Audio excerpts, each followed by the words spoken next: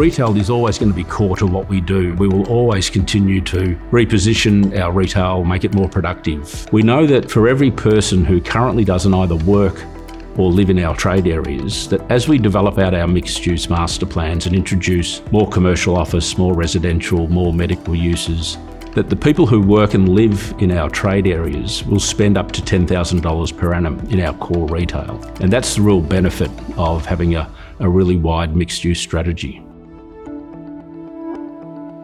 One of the things that we start with is always market research. Understanding the supply and demand characteristics is really important, but also engaging with local and state government is really important as well to understand what their plans are for the areas that we're located in. And a really good example of that is at Castle Towers, where we worked with the state government to understand their plans around public transport and particularly the Metro train project, and they were planning to locate a railway station directly opposite Castle Towers. That enabled us to change our master plan and start to look at how would we create a pedestrian link directly from our shopping centre into the railway station, which is now delivered. It's a below ground pedestrian link, and that's proven to be very successful. It brings customers seamlessly from the railway station directly into the core of the retail. And it's proven to be a really good piece of infrastructure that both the state government and ourselves jointly invested in.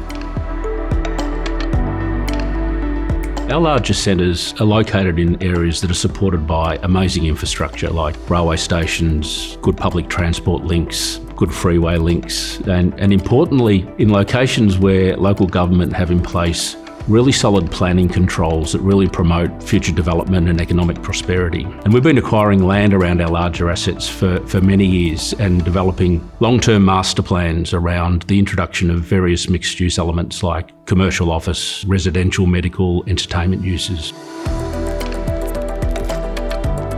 There's a number of ways that we measure success. Firstly, in the take-up of space that we're planning and the engagement that we get with the various commercial partners that we introduce. I think a really good example is at Water Gardens in Victoria, where we recently introduced a Quest Hotel, which is a short-stay accommodation provider that don't offer a food and beverage component.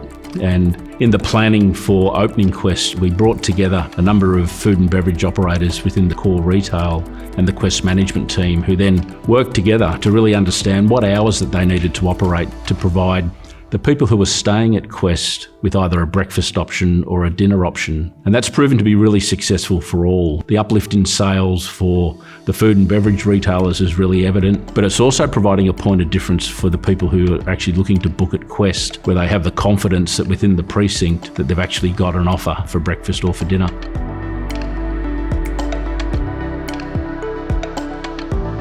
By far the most surprising takeaway had been the introduction of the Maroondah City Council offices at Eastland. Our focus at the time was really around the 300 workers who were going to relocate to this new facility that we were developing. And of course, how our retail partners would interact with these new 300 workers. What I think really caught us all by surprise was how the community uses this facility, and whether it's the community coming to the library or to get a planning permit for a new development, or just interacting with all the council facilities, that all of a sudden we had people coming to Eastland whose primary purpose was not to shop or to dine, but it was to actually interact with council. And to me, that's been really surprising to see how that's been a real benefit for Eastland.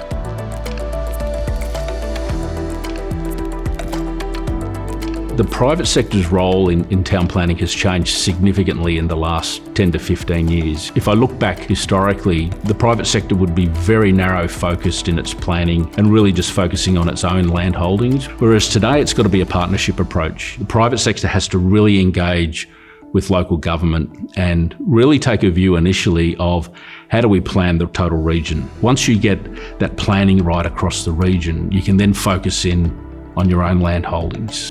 To me, if the total region thrives economically, then everyone will benefit from that.